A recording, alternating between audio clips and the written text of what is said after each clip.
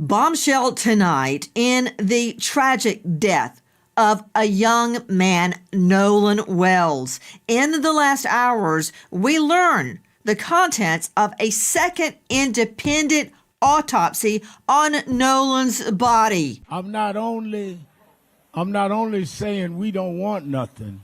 I want to say right here now, and I'm inspired by who accused us of that I want to put up from National Action Network and me. I want to offer a reward of $50,000 to anybody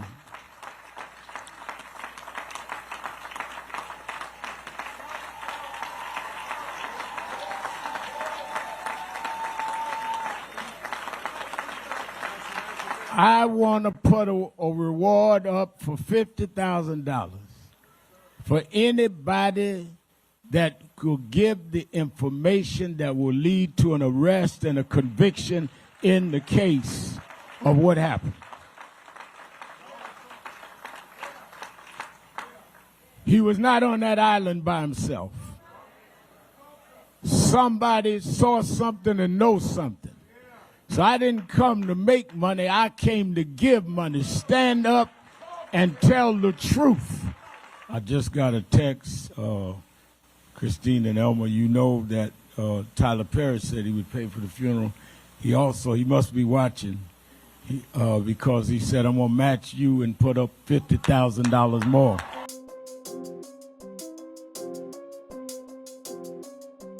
One of the most discussed aspects of this case is the condition in which Nolan Wells' body was discovered.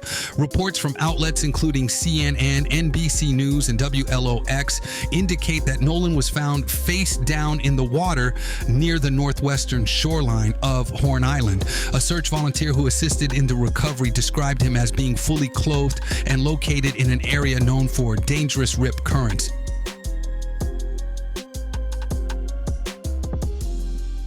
It is important to approach these details with forensic precision.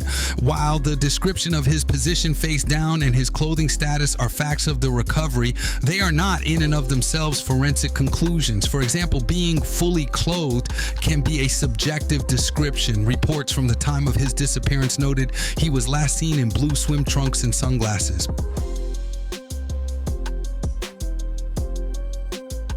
Public reporting from sources like NPR, The Guardian, and The New York Post confirms that officials observed no immediate, obvious signs of physical injury or trauma upon recovery. This is why the investigation has remained open, pending the results of toxicology and a full autopsy.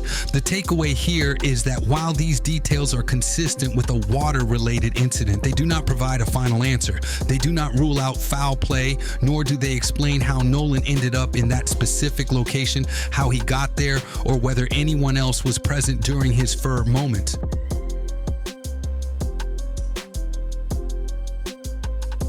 For the Wells family, these recovery details are just one piece of a much larger, incomplete puzzle.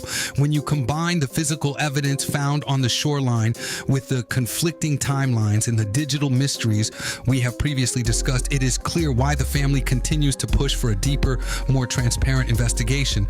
The recovery details support a possibility, but they are far from the full story. We began to present the preliminary findings of the autopsy.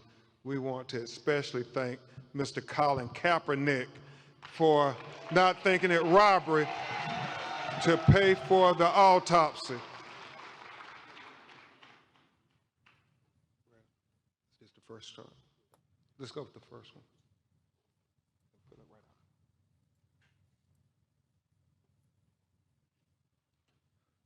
So, where's the second page?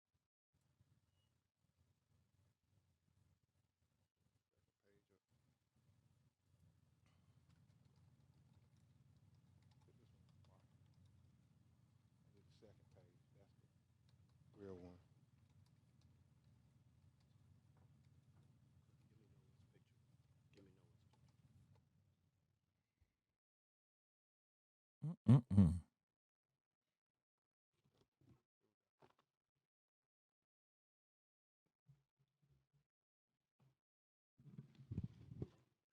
And the autopsy will be provided for the media at press@bencrump.com. And so, Mr. Jones, keep that. I don't need this one. I just need this one here. Pull this closer. So, pull this up here.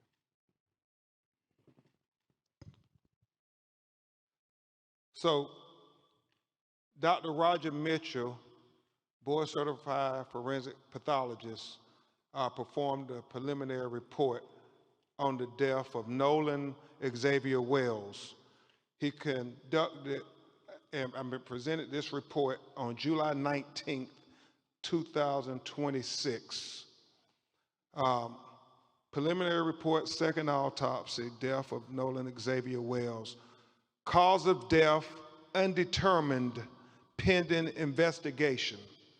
Whoa. And we'll explain that as we go through the report this morning. The manner of death, undetermined, pending investigation. Oh, snap. I was totally wrong. Statement of examination. This forensic pathologist was retained to perform a second autopsy examination on the body of Nolan Xavier Wells. Name of decedent, Nolan Xavier Wells. Age, 18 years old. Race, black. Gender, male. Date of death, unknown. What? Second autopsy date was performed on July 10th, 2026. Oh, snap. Preliminary findings. And this is significant. Focal area of red discoloration in the soft tissue of the back of the head, the occipital region. He said the etiology is unknown at this time. He said the body was received after the initial autopsy. He said the body had marked decompensation. He said coronal incision of the scalp, brain removal, Y-shaped incision of the anterior torso, and he talked about the organs being removed, as is common, accompanied in the body cavity.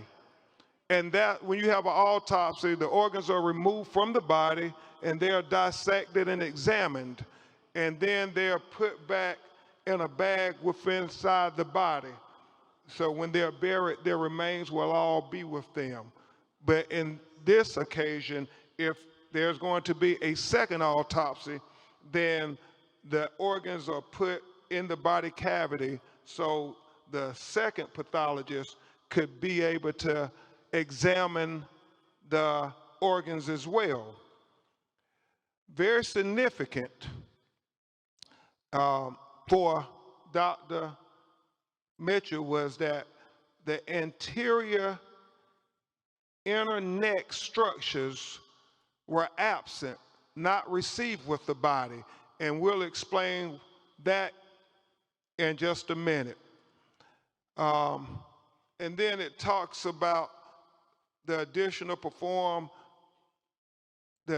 procedures performed during the second autopsy, and we'll go into the paragraphs on that there because he explains it better in his narrative.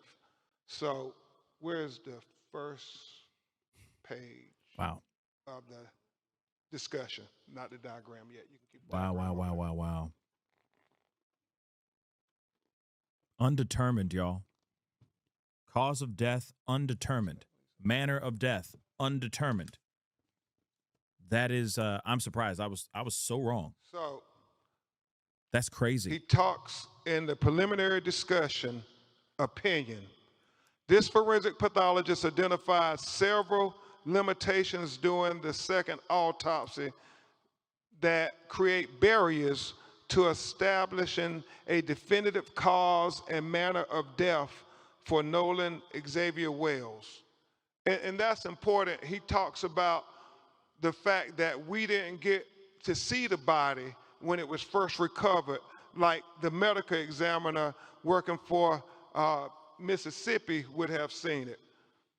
He talked about the second autopsy performed on Nolan Wells revealed marked decompensation or changes.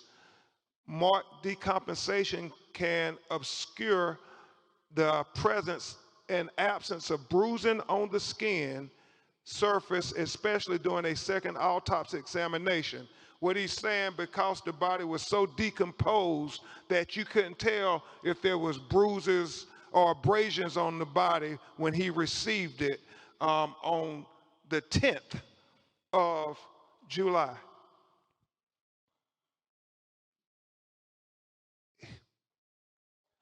For these reasons, additional dissection procedures not performed during the first autopsy examination were performed to rule out potential blunt force injuries responsible for the death.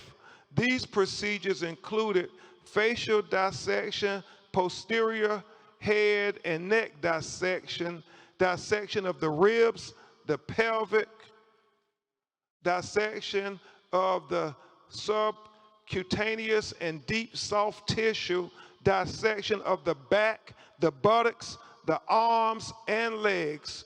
He did all of this to rule out things. He ruled out there were no fractures or deep tissue injuries identified.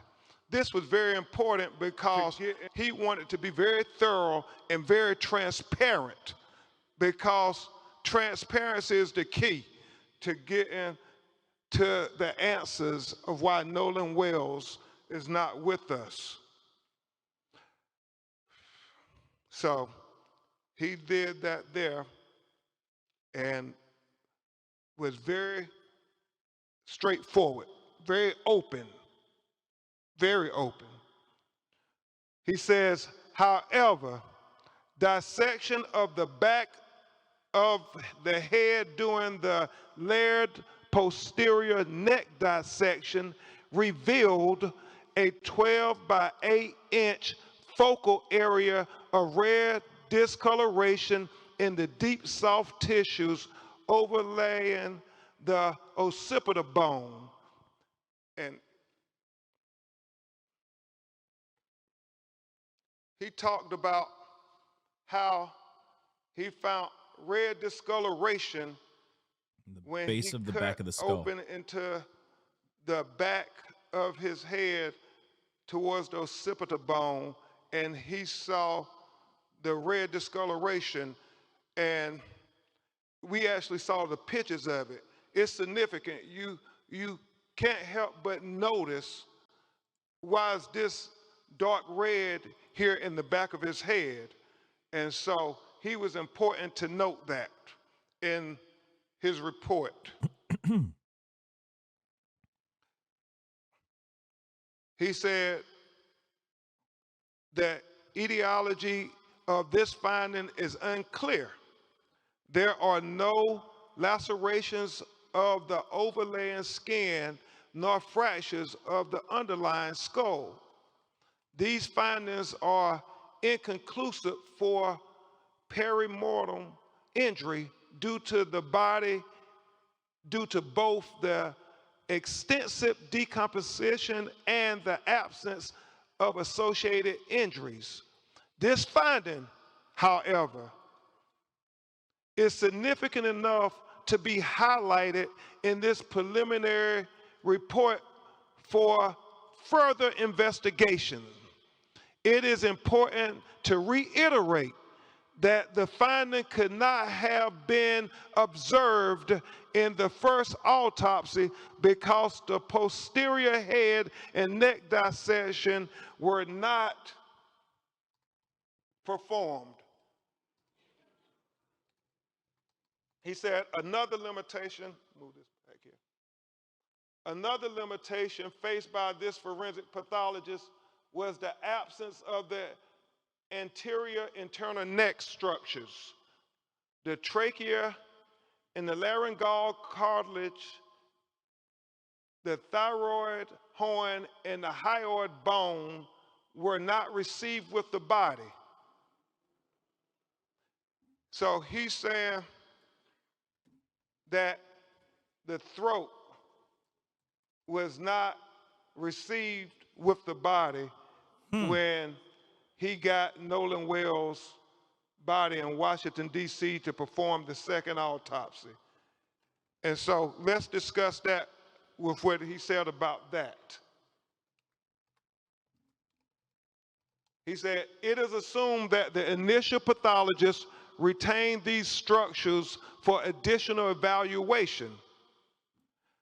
He said the retention of the anterior neck structures during an initial autopsy is a common forensic pathology practice. He was chief medical examiner for 7 years in Washington, D.C., and he said that if they had concern about throat or any fracture or compression of the throat, they too will hold them back. He doesn't know why they held the throat back, but That's he said weird. the throat was not with the body of Nolan Wells when he received it in Washington, D.C. to perform the second autopsy. That's weird.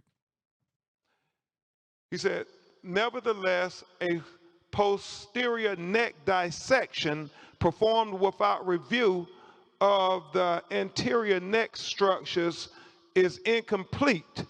Therefore, this pathologist cannot rule out injury to the neck as a contributor or a cause of death.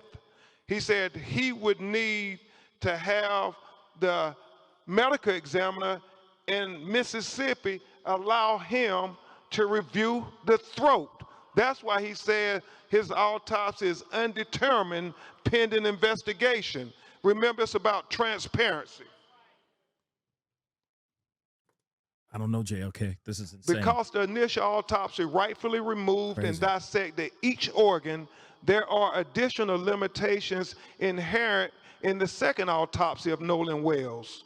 The most significant of the limitations was the inability to directly observe the airway and the lungs for water and directly observe the stomach for gastric contents. He said it is very significant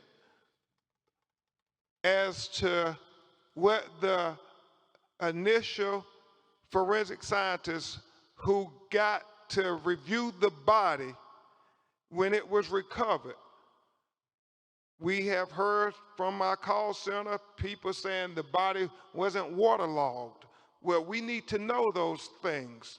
But unfortunately, because the body was decomposed and the organs have already been dissected, those are things we can only get from the initial autopsy. So therefore, again, the manner and cause of death is undetermined until further investigation. We are hopeful that the Mississippi medical examiner would give Dr. Mitchell an opportunity to see their photographs and their observations to the condition of Nolan Wells' body closer in time to July 4th. That is very important, and we have to continue to demand transparency, President Johnson. Oh, boy, oh, boy. Ah, come on. Yeah. In addition, the original toxicology results have not been received at the time of this report. And we continue to wait for the toxicology to come back because, again, that will be part of the investigation into Nolan Wells' autopsy by Dr. Mitchell. It is significant to note that it's many things that go into toxicology that only Dr. Mitchell would be able to opine upon, and medical experts can opine upon. And he feels the proper place to do that is before a grand jury in a courtroom. And so we would hope that the district attorney would present Dr. Mitchell before the grand jury as well. We want all relevant information to be heard by the grand jury. Lastly, in cases where a death has occurred in or around a body of water, this is important. Sure, the first coroner would say, "Hey, here's the body, but I'm keeping this and that, and Lastly, here's why." in Yeah, that cases is where weird. a death has occurred in or around a body of water Thank you, Ellery. with suspicion of drowning, it is important to confirm how that person entered the water. Mm-hmm. This is the crux of the matter. Mm. This information is especially important for those deaths of persons who can swim. As in the case with Nolan Wells, at the time of this report, this forensic pathologist does not know the condition of Nolan Wells. He did not know whether he was conscious or unconscious when he entered the water. He said that would be significant. He said he did not know whether he was forced into the water or unforced into the water. He said that would be significant.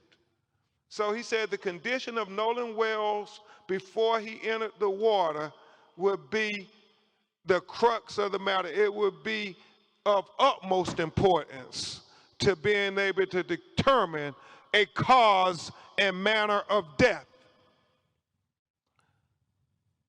He said, definitive circumstances of death are required to determine the manner of death. For these reasons, this pathologist cannot rule out, and let me really call your attention to this. For these reasons, this pathologist cannot rule out if any intervening non-accidental factors contributed to or caused the death of Nolan Wells. Uh-oh. Dun, dun, dun. Understand, he's saying based on the examination of the body, Can't rule out he foul cannot play. rule out foul play. There it is. That is significant. Sheesh. With the following questions still outstanding, number one, what were the circumstances that led to Nolan Xavier Wells entering the water? Number two, what was the body position when it was found? We know that a member of the United Cajun Navy said that he was face down and he was fully clothed. Number three, was there water in the airway? Remember, he talked about the lungs and the airways, were they filled with water? Number four, is there any evidence of injuries to the anterior neck structure? We got the autopsy without his neck. We got the body without his neck at the time of the second autopsy. Number five, is there any evidence of any intracranial hemorrhaging? He said that is going to be very significant. Things that he could not observe at autopsy that the initial medical examiner would have been able to observe. Number six, was the composition of what was the composition of the stomach contents? He talks about that being important because when was he found? How long had he been in the water? How long had it been since his last meal? All those things become relevant factors when you're trying to do a thorough and impartial autopsy. And number seven, what are the toxicology report findings? He said the best classification again for the cause and manner of death for Nolan Xavier Wells is undetermined pending investigation. This forensic pathologist reserves the right to review and incorporate additional forensic pathology information into his opinion as it becomes available. He says, the above opinions are expressed to a reasonable degree of medical certainty. Dr. Roger A. Mitchell, July 19, 2026. And we know that, as I said, this is only another part of the puzzle. And even though it tells us significant information, we still have more questions than we have answers at this time. And we will continue to press forward and persist, Christine and Elmore, with getting the answers to these questions. Because as you, yes, we will persist, because as Christine and Elmore and Attorney Parker and I talked this morning, we know that there are so many conflicting stories. The fact that she said him being found face down, the fact that we have other videos where people who have called said that is Nolan, who is in some kind of dispute with others. We're looking at all of these things. The fact that the GPS tracking of the boat is being questioned by many. We're trying to dot every I and cross every T, because we understand that when our children's lives are at stake, it matters. Not just what happened, but what we do in the aftermath of them being taken away from us. And just like the NAACP stood up when another tragedy in Mississippi taking the life of young Emmett Till, we will stand up for Nolan Wells. Just like the NAACP and civil rights leaders stood up when another Mississippi son was taken in Medgar Evers. We will stand up for Nolan Wells. And just like too many of our young people, Trayvon Martin, Michael Brown, Breonna Taylor, Ahmaud Arbery, Botham Jean, Terrence Crutcher, Stephon Clark, Sandra Bland, Atiana Jefferson, Alton Sterling, Eric Gardner, George Floyd, Tamir Rice, the young people who I was trying to focus on. Gary, we stand up until we get the truth, until we get justice for Nolan Wells. Justice for Nolan Wells. Justice for Nolan Wells. Justice for Nolan Wells. Justice for Nolan Wells. Justice for Nolan Wells.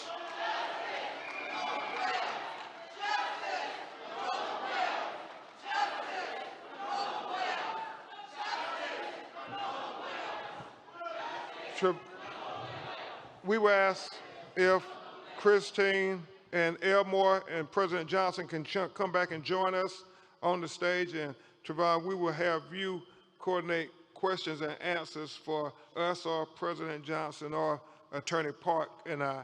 I will say this, as President Johnson comes to the stage, I was sharing this with him and Chairman Russell, Christine Clark. God knows we wish we had you at the Department of Justice now. Christine Clark. As I was sharing with President Johnson and Reverend Al and others, this is so important that we continue to talk about Nolan Wells and what happened to him, and that we get attention on him, because in getting attention on him, it brings attention, Cliff Jones, to other cases that are not getting their attention as of yet. But I'm so grateful to Christine and Elmore, because they said whatever we can do, not only to help our son, but to help these other young black boys who was killed the July 4th holiday. And I want to take a moment before we answer your questions to talk about two other young black men, both 18 years old, who were killed in extraordinary ways that are very similar to Nolan. President Johnson, 18-year-old Daniel Irvins went on a fishing trip, out on a fishing boat with two other young men. He was the only black. It is alleged that he ended up accidentally drowning, but his two white friends got his cell phone and threw it away, got his clothes and threw it away, and then went and deleted all of their text messages with him and social media. Sounds familiar? And they've only been charged with tampering with evidence.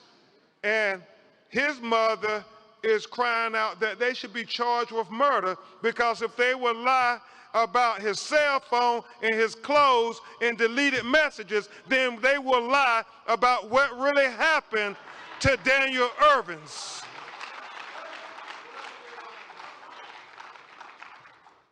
And then there's the matter, President Johnson, Christine Clark, of 18-year-old Tyler Smith. Tyler Smith, on 4th of July, was at a house party with about 10 other people. He was the only black person at the house. He somehow ends up shot in the head, dead. Some of the friends get rid of the gun. The police show up.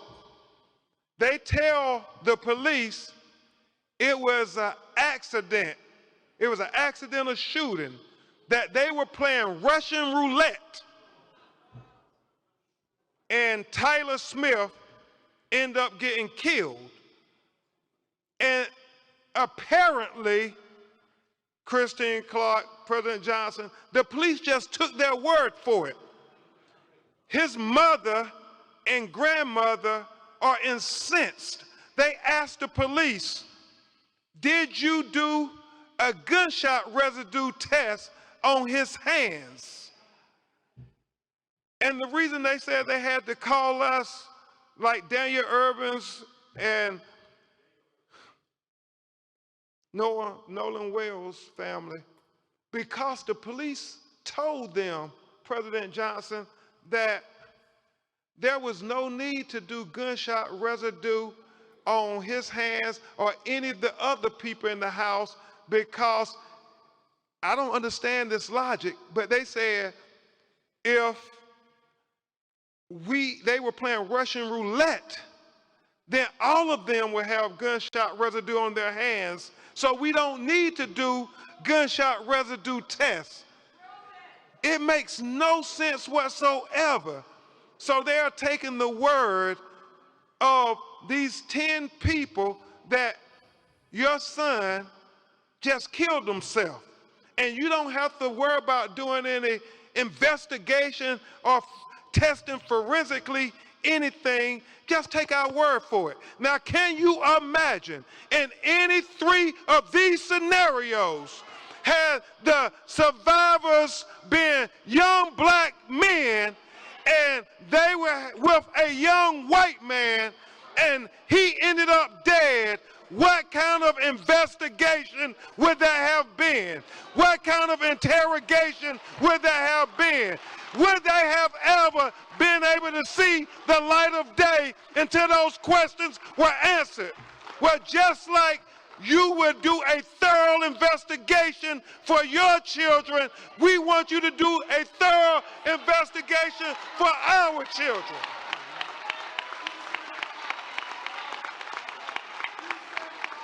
We don't want anything special. We just want equal justice. Equal justice. Why did you have to keep Nolan Wells' neck? I thought according to y'all, he drowned.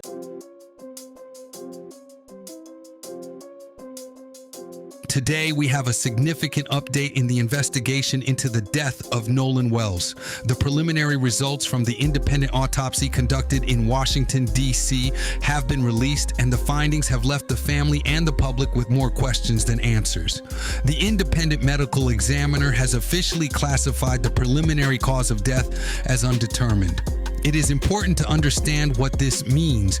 The independent examination did not find definitive evidence of accidental drowning, but it also did not establish a clear, alternate cause of death at this stage. This result underscores the complexity of the case and the challenges faced by the Ford team.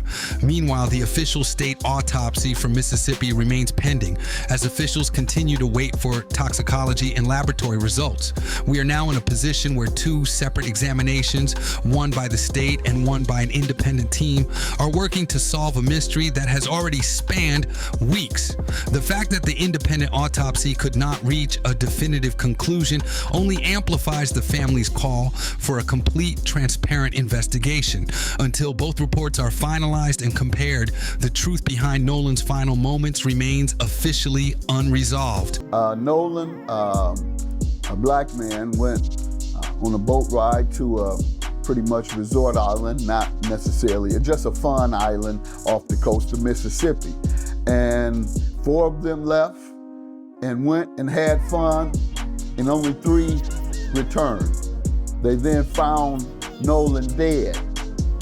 His 3 friends that he had come with in the boat had gone and left in the boat and claimed that Nolan stayed behind by himself.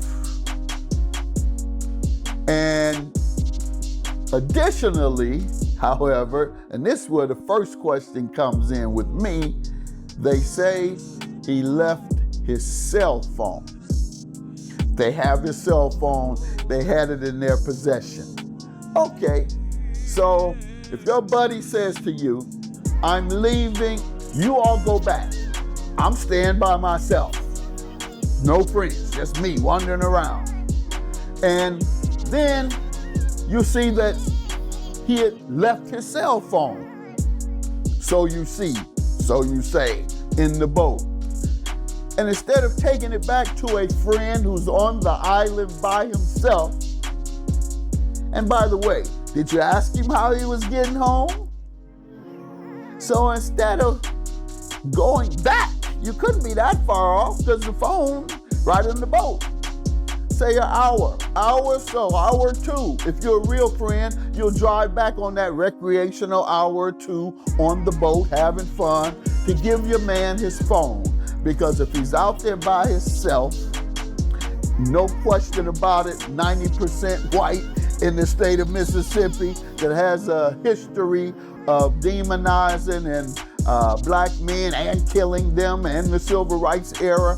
Most of the civil rights killings occurred in Mississippi, including Medgar Evers, including our dear young brother from Mississippi who was killed, and several others. And so we know that Mississippi has a history of demonizing and marginalizing black men.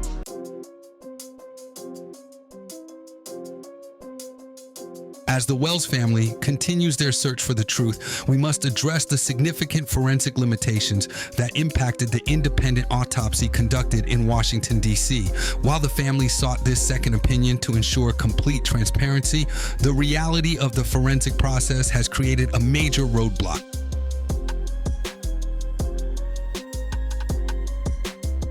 According to reporting from outlets including the Grio People and HuffPost, the independent medical examiner did not receive the body in its original state. By the time the remains arrived in D.C., they had already undergone a state-led autopsy in Mississippi. Because the body had been significantly decomposed, and crucially, because key organs and structures had already been dissected during the first examination, the independent team was unable to perform a full assessment.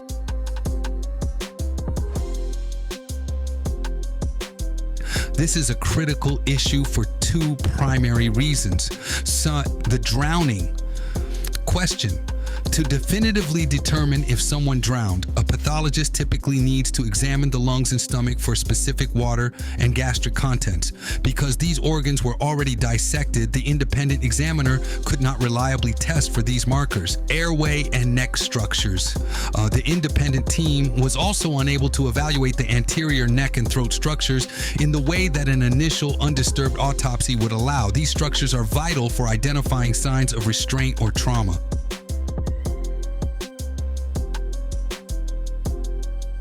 The takeaway from these limitations is not that the independent autopsy was flawed, but that it was constrained by time and prior procedure.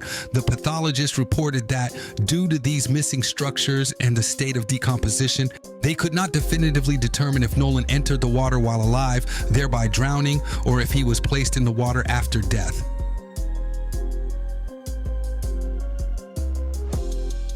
This is why the preliminary finding remains undetermined. The DC examiner's report highlights a painful truth. The window to answer the most critical forensic questions was incredibly narrow.